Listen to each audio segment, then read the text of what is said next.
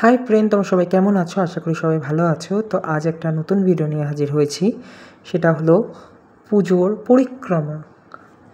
But আমি খুব একটা ঠাকুর দেখিনি এবছর। তার মধ্যে আজকে হচ্ছে বিজয়া দশমী।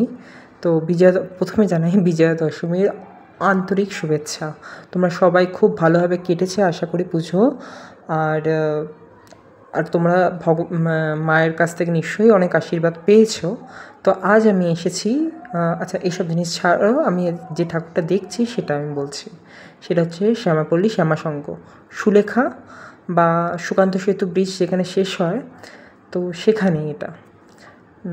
তো শ্যামাপল্লী শ্যামাসংঘ তে এবার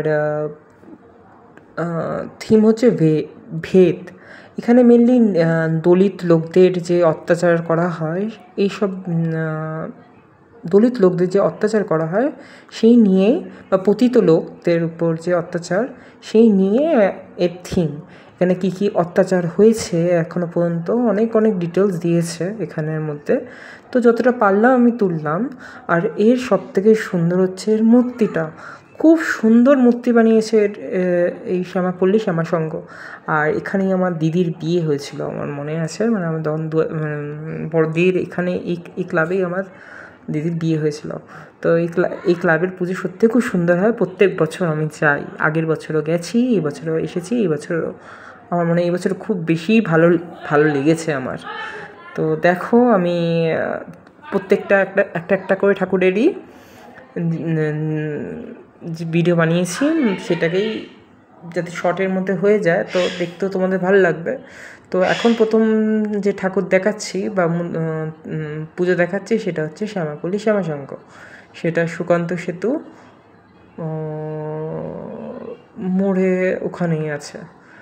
আর মূর্তিটা দেখো কি সুন্দর, খুব সুন্দর হয়েছে মূর্তিটা।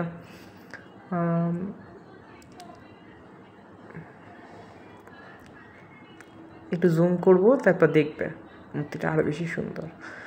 আমি তো লাস্ট দশমীর দিনকার গেছি।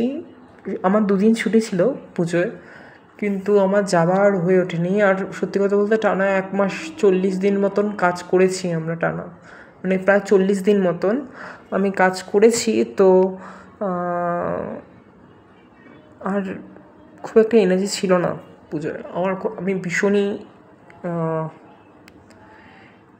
কী বলে না, লেজি আছি হয়তো। তো যাই হোক, এইটুকুনি আপাতত। ভালো লাগলে লাইক, শেয়ার, সাবস্ক্রাইব।